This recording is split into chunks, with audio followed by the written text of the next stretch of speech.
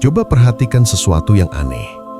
Dari 10 orang di sekitar Anda, 9 diantaranya lebih memilih gagal dalam sesuatu yang bisa mereka kontrol daripada sukses dalam sesuatu yang tidak bisa mereka kendalikan. Kedengarannya gila kan? Tapi ini nyata. Kita lebih nyaman menderita dalam zona aman yang familiar daripada berkembang dalam ketidakpastian yang asing. Kita rela gagal, asalkan kegagalan itu masih dalam genggaman kita.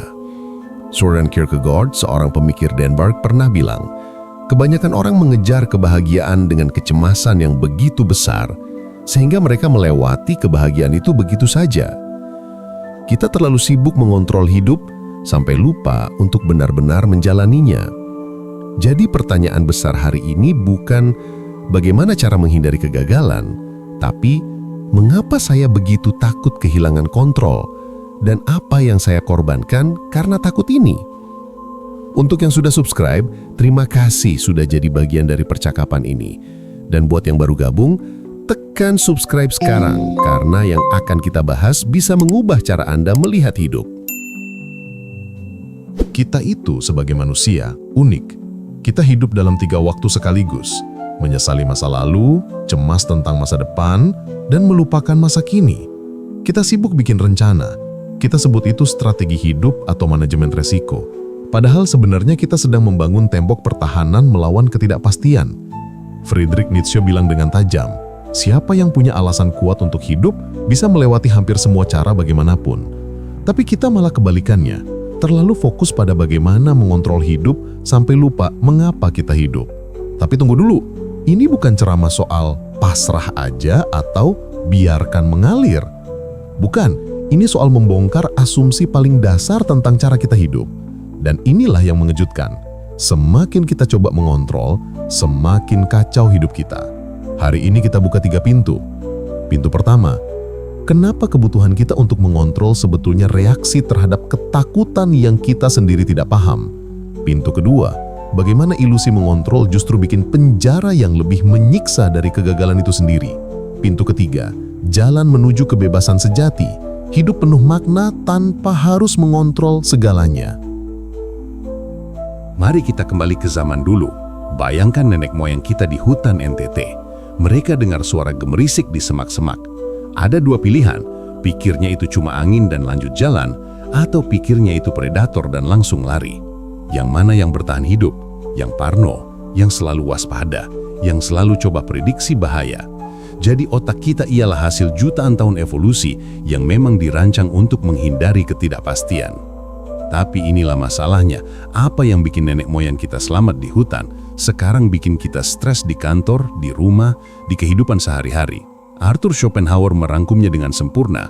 Manusia bisa melakukan apa yang mereka mau, tapi mereka tidak bisa menginginkan apa yang mereka inginkan.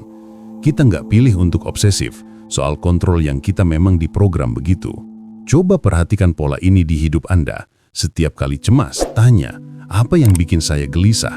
Hampir selalu jawabannya, ketidakpastian. Anda nggak cemas karena ada presentasi besok.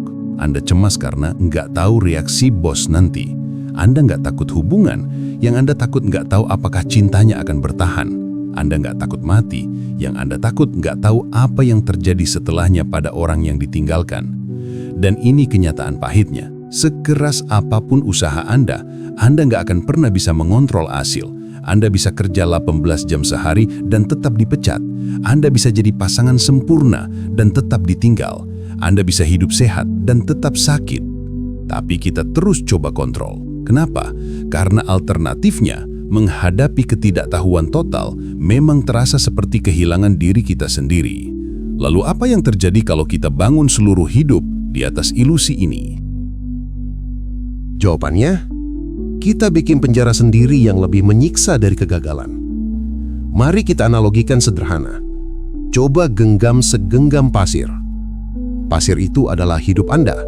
Ada momen, pengalaman, dan kesempatan. Sekarang genggam sekuat mungkin.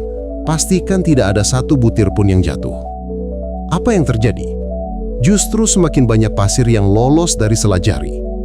Dan yang lebih tragis, Anda begitu fokus pada genggaman sampai nggak pernah benar-benar merasakan pasirnya.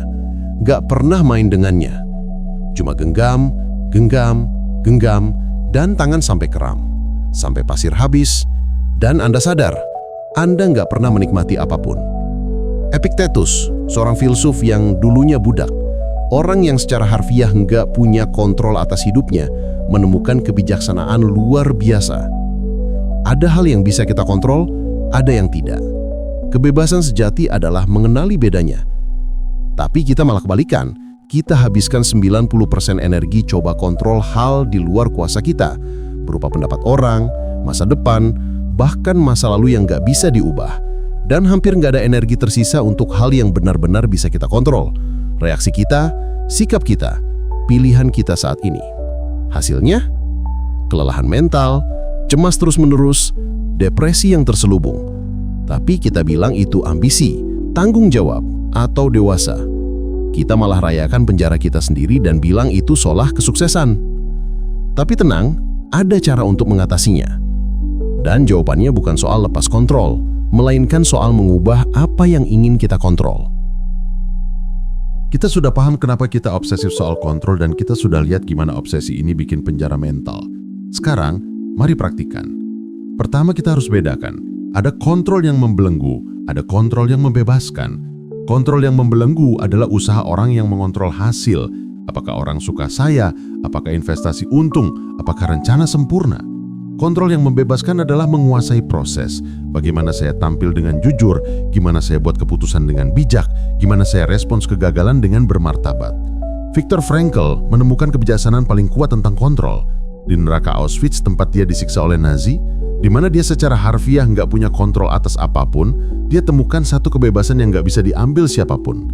Dia tulis, antara kejadian dan reaksi, ada ruang.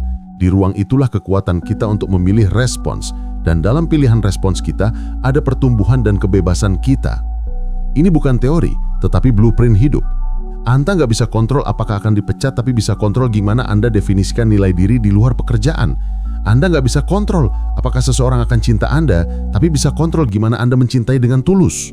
Anda nggak bisa kontrol apakah akan gagal, tapi bisa kontrol apakah kegagalan itu menghancurkan atau mendewasakan Anda.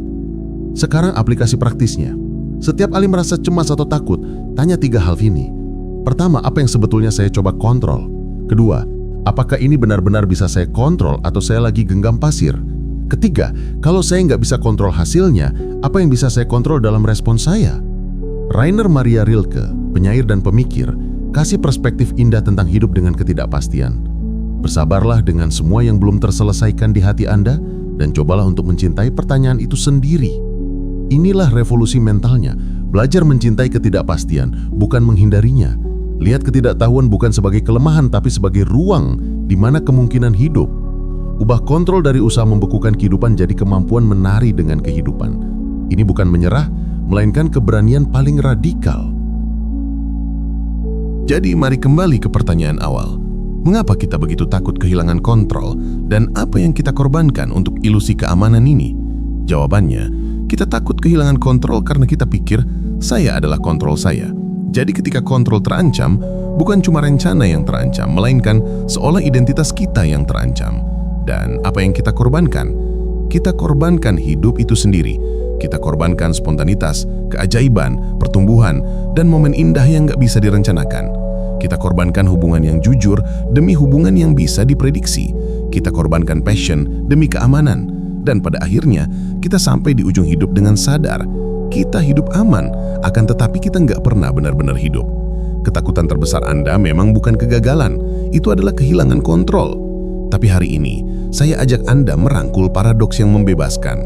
Kebebasan sejati datang bukan dari mengontrol hidup, tapi dari menguasai respons Anda terhadap hidup. Mulai hari ini, lepaskan genggaman, biarkan pasir mengalir, fokuskan energi pada satu-satunya hal yang benar-benar bisa Anda kontrol. Siapa Anda di setiap momen, gimana Anda merespons, dan nilai apa yang Anda pilih untuk menjalankan kehidupan apapun yang terjadi.